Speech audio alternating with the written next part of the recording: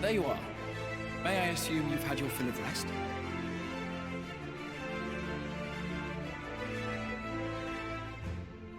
That is well. Now that we are all present, let us speak of our plan. Thus far, we have vanquished 4 Light Wardens, restoring night to much of Northrend. Only one remains, that of Calusia. And with Reen to guide us, I am certain we will find it.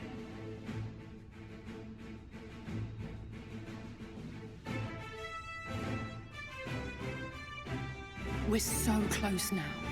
If we can just take care of this one last warden, we'll rob the Sin Eaters of their final foothold and drive them out of Northrend once and for all. It will be a new beginning for the First, a chance for the people to rebuild their world. In short, a prize worth fighting for. And in thus delivering the First from destruction, so too shall we unsow the seeds of the 8th Umbral Calamity. Do you hear? Your dreamed of rejoining is in jeopardy. Are you sure you're not tempted to intervene?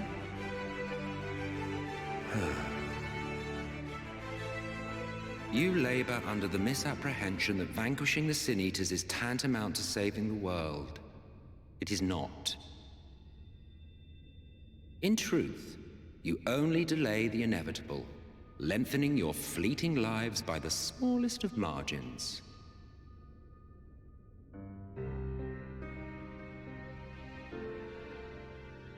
Twould be churlish of me to deny you this small concession, close as we've become. Foolish and misguided though you are not without charm. Each and every one of you is possessed of a noble heart. When the weak want for succor, you do not hesitate to provide it. Alas, your nobility is short-sighted. You think only of the problem in front of your nose. A limitation of your ephemeral existence.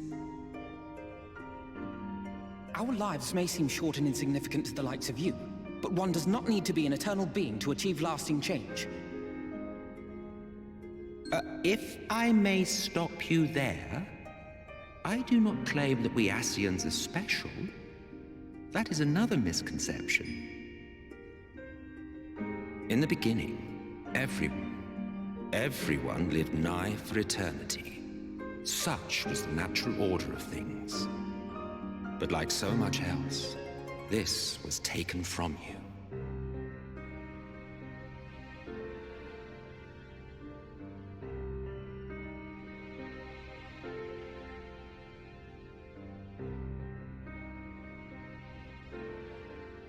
You won't object if I borrow your plaything?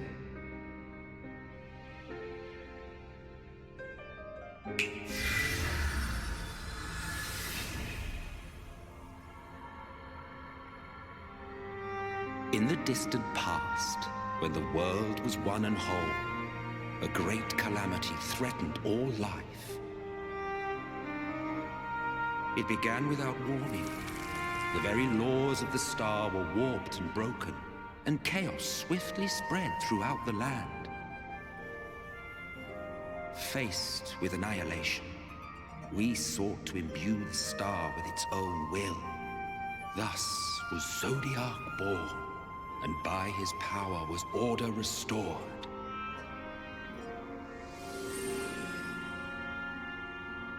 Ere long, however, thankless fools began to fear that Zodiark's might was too great, and so they conjured another to keep him in check. Your own dear Hydaelyn. And the two beings waged war until, with a single devastating blow, Hydaelyn unmade Zodiark, scattering his being across space and time. So you told us in the Katana Ravel. Yes. And there began our woes, with Hydaelyn's blow and all that it wrought. As a counterbalance to Zodiark, Hydaelyn was created with the power to enervate her foe.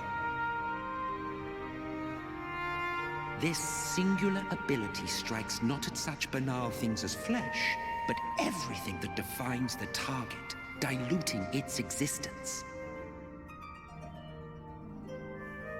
For example, were she to strike you,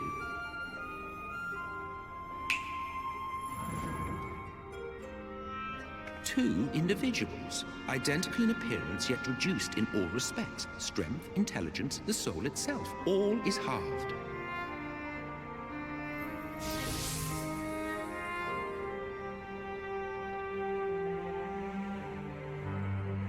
Do you see? This self-same fate befell not only Zodiac, but the very star.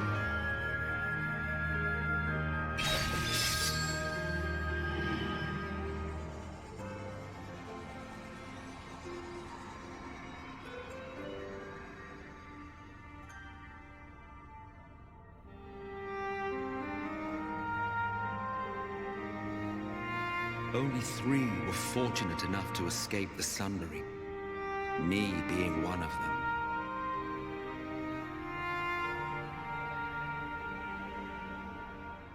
When I beheld the shattered remnants of our home, I knew deepest despair.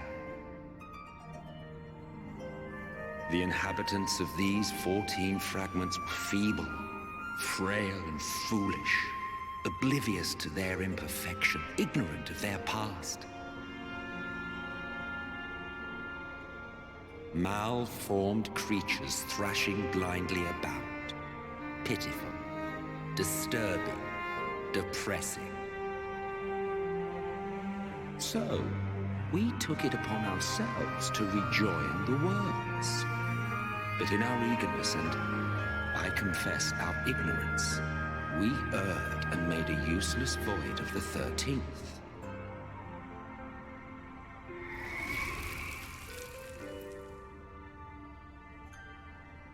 It was only afterwards that we discovered a connection twixt source and shard, a flow of energy that maintains elemental balance. And thus did we arrive at our time-honored modus operandi.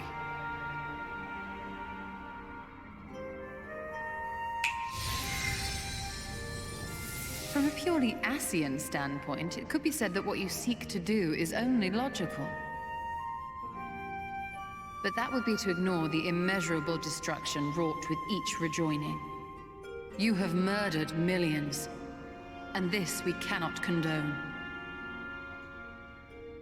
By your fragmented existence, you continue to give rise to tragedies far crueler than any calamity.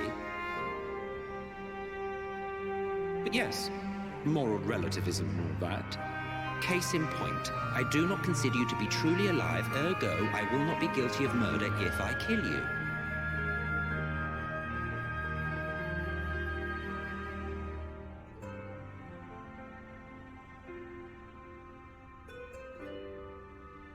Oh, don't look at me like that. You for whom I have only the highest expectations. A vaunted hero of the Source, 7 times rejoined.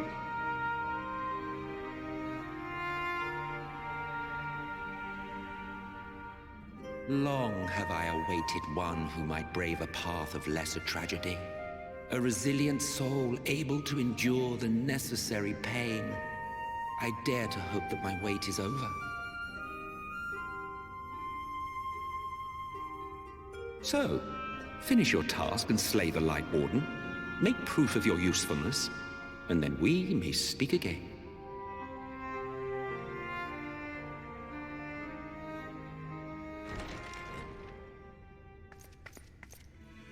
Forgive me, my lord, but this could not wait. Speak freely, Captain. Our informant in Colusia sends word of unusual activity in Eulmore. It appears their forces are entrenching themselves at key points throughout the city, making ready for an attack by all indications. An intriguing use of resources. I rather doubt Lord Vorthry's concern for the safety of his citizens. You you think he's harboring the Light Warden inside the city walls? Even if he does have some means of controlling the Sin Eaters, wouldn't that be a little risky? Risky or not, if there is even a chance the Warden is hiding there, we will need to act fast. The longer we wait, the better prepared the Eulmorans will be.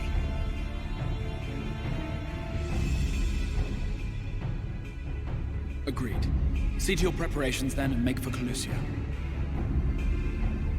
God's willing, this hunt will be the last. Let us see it through to the end.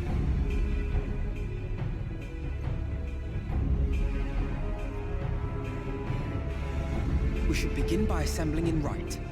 There we may assess the situation in Eulmore and decide how best to proceed.